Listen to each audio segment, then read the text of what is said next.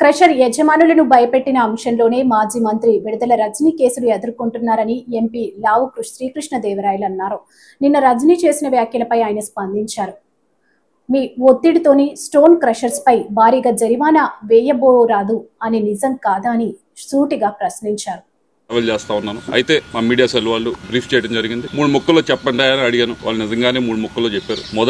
మొదటిది ఏదో telephone data గురించి అని చెప్పి మాట్లాడారు అని చెప్పడం జరిగింది. కాల్ డేటా, టెలిఫోన్ డేటా కాదు, కాల్ డేటా గురించి మాట్లాడారు అని చెప్పడం జరిగింది. అమ్మ, మా ఇంట్లో కూడా నాతో పాటు తోడబుట్టిన వాళ్ళు ఉన్నారు, మహిళలు ఉన్నారు. మా ఇంట్లో మహిళలకు ఒక న్యాయం, బయట మహిళలకు ఒక న్యాయం అని భావించే వ్యక్తిని నేనైతే కాదు. అది తమరు గుర్తు పెట్టుకోవాలని చెప్పి తెలియజేస్తా ఉన్నాను. రెండో విషయం, ఏదో ల్యాండ్ విషయం అని చెప్పి మాట్లాడారు. ఏదో విశాఖపట్నంలో ఏదో ల్యాండ్ ఉంది, అది ఇది అని మాట్లాడటం జరిగింది.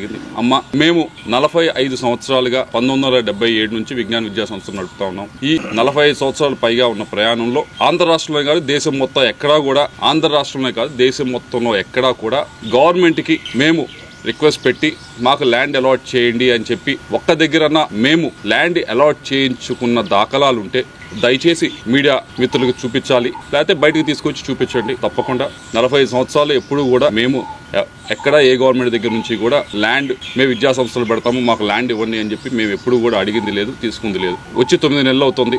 అమరావతిలో చాలా మంది ఇంకా మాకంటే కూడా అక్రెడిటేషన్ తక్కువ ఉన్న వాళ్ళు కూడా స్కూల్స్ కానీ యూనివర్సిటీస్ కానీ పెట్టుకుంటామని చెప్పి ల్యాండ్ కోసం అప్లై చేసుకున్నారు. నేను ఇప్పటిదాకా మీరు చూసుకోండి, ఎక్కడికన్నా ఏ ఆఫీస్ దగ్గరికి వెళ్ళి చూసుకోండి, ఇప్పటిదాకా నేను ఒక అప్లికేషన్ అమరావతిలో నాకు ల్యాండ్ ఇవ్వందని చెప్పి పెట్టింది కూడా లేదు. విశాఖపట్నం ల్యాండ్కి సంబంధించి అది 2009లో మేము అప్పుడు కాంగ్రెస్ గవర్నమెంట్ ఉన్నప్పుడు మీకు ఎవరో తప్పు ఇన్ఫర్మేషన్ ఇచ్చుకుంటున్నారు. 2019 అని కాదు, 2009లో కాంగ్రెస్ గవర్నమెంట్ ఉన్నప్పుడు ఆక్షన్ వేస్తే అలాట్మెంట్ కాదు, అలాట్మెంట్ కి ఆక్షన్ కి కొద్ది తేడా తెలుసుకోండి.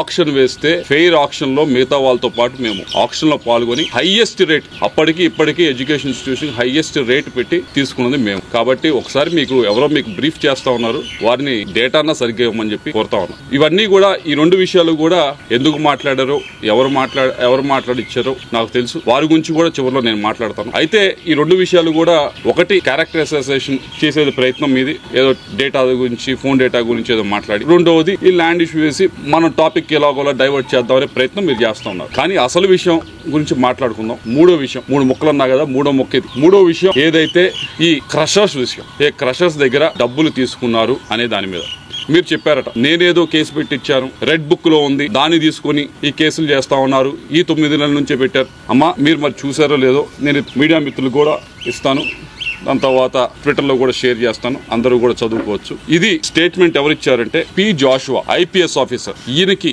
సర్వీస్ 2040 దాకా ఉంది సర్వీస్. ఆయన కెరియర్ ముందు చాలా పెద్ద కెరియర్ ఉంది. అటువంటి వ్యక్తి ఆయన సంతకం పెట్టి ఈ స్టేట్మెంట్ ని ఇవ్వటం జరిగింది. ఈ స్టేట్మెంట్ లో క్లియర్ గా చెప్పడం జరిగింది ఏమి అంటే, ఈ లక్ష్మీ బాలాజీ స్టోన్ క్రషర్స్, దీనికి ఈ యాజమానికి నాకు ఎటువంటి బంధుత్వం లేదు, ఎటువంటి బిజినెస్ పరంగా ఏమీ లేదు, నాకు ఎటువంటి ఇది లేదు. ఈ బాలాజీ స్టోన్ క్రషర్స్ అనే ఆయన మీదకి ఏం చేశారనేది క్లియర్ గా చెప్పుంది. 2021లో ఆగస్టు 24వ తారీఖున, ఆగస్టు 2021లో మీ వైపు నుంచి మీరు ఒక కంప్లైంట్ ని వీళ్ళ పైన మీరు మూవ్ చేయడం జరిగింది. ఏమని మూవ్ చేశారు? మీ స్వహస్తాలతో మీరే మూవ్ చేశారు, నేను మూవ్ చేసింది కాదు. ఇదేదో 2024 అధికారంలోకి వచ్చిన తర్వాత చేసింది కాదు. ఇది మీరు కంప్లైంట్ పెట్టడం జరిగింది. ఈ లక్ష్మీ బాలాజీ స్టోన్ క్రషర్స్ లో చాలా అక్రమం జరుగుతూ ఉంది, దీని మీద ఫైన్ వేయండి అని చెప్పి మీరు కంప్లైంట్ పెట్టారు. కంప్లైంట్ పెట్టిన దాని మీద జాషువా గారు దీని మీద ఇది చిన్న విషయం కదా అని చెప్పి యాక్ట్ చేయలేదు. యాక్ట్ చేయకపోతే మీరేం చేశారు? మీరు తిరగని ఆఫీస్ లేదు, ప్రతి ఆఫీస్ దగ్గరికి వెళ్ళారు, ఆయనకి ఫోన్ చేయించారు. మీరు బాలినేని శ్రీనివాసరెడ్డి గారి దగ్గరికి వెళ్ళలేదు. మీరు ఈ విషయం పైన బాలినేని శ్రీనివాసరెడ్డి గారి దగ్గరికి మాధవరెడ్డి అనే సాక్షి జర్నలిస్ట్ తీసుకొని మీరు వెళ్ళి, ఏమి ఒక ఎమ్మెల్యే ఫోన్ చేస్తే ఎస్పీ గారు మీరు ఎందుకు యాక్ట్ చేయరు అని చెప్పి మీరు ఫోన్ చేయించి అడిగించలేదు? అడిగించారు. దీని గురించి అడిగించారు. ఇవన్నీ కూడా మీరు తలుపు తట్టారు. ఇదిగో ఈ కంప్లైంట్ గురించి మీరు కంప్లైంట్ పెట్టింది 2021లో పెట్టి ఏమని చెప్పారంటే, దీనిపైన స్టోన్ క్రషర్స్ పైన, లక్ష్మీ బాలాజీ స్టోన్ క్రషర్స్ పైన ఈ ఫైన్ వేసే అవకాశం ఉంది అని చెప్పి మీరు కంప్లైంట్ పెట్టి, దాన్ని జాషువా గారు, ఎస్పీ గారు ఆ రోజు మూవ్ చేయకపోతే ప్రతి ఆఫీస్కి, ప్రతి ఒక్క పొలిటికల్ ఆఫీస్ దగ్గరికి వెళ్ళారు, వాళ్ళ దగ్గర నుంచి ప్రెషర్ పెట్టి